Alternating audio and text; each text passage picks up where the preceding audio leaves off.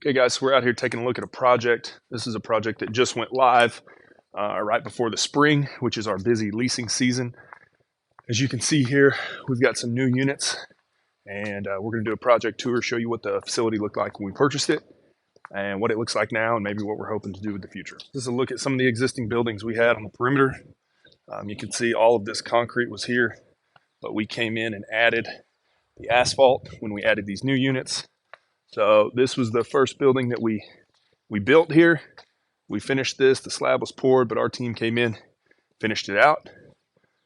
This was one of the existing buildings that the seller had just completed when they sold us the facility. And then this is a look at all of our new product that we put online. These are 30-foot wide buildings, 8-foot wide doors, and then these are going to be 10 by 10 and 10 by 20 storage units. This building right here was a covered boat and RV parking. I'll put a picture right here of what this looked like before.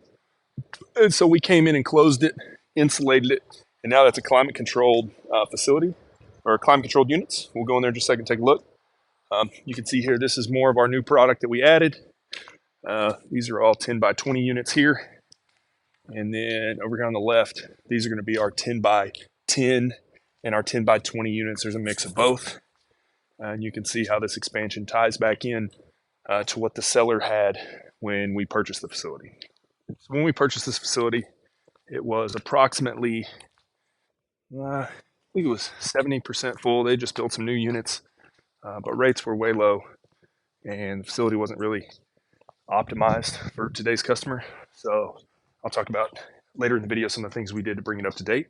But for now, let's go take a look at this new climate control building. So on these units, we came in and we dropped in these walls, covered the tops with steel panels just to keep anything from going over the top, people or things. We left them open. We ran this one central duct down the middle, gives us good airflow. I think right now it's about 75 degrees outside, maybe, and it's pretty humid. And in here, we are, let's see if you can see what our thermostat's reading there. But I think we are, it's about 66 degrees in here.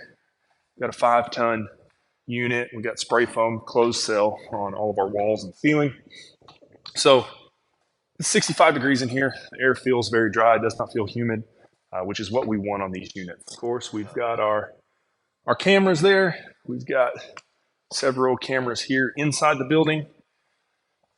We catch people when they come in, catch people when they leave. And when we add buildings like this, what it's great for is oftentimes this gives us a chance to be a hub for more cameras and more infrastructure. So we've got internet, high-speed internet running here. We've got our cameras here.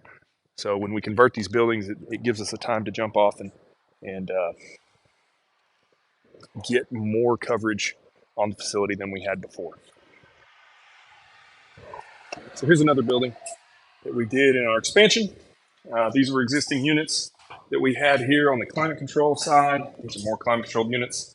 And as you can see here, we came in here and added these units. We've got 5 by 10 units, 5 by 10 units. Then we've got some 10 by 10 climate control units as well. So it was a good little project. We added 6 units up here up front, a couple hundred square feet, nothing crazy, but it was space that was otherwise not going to be used.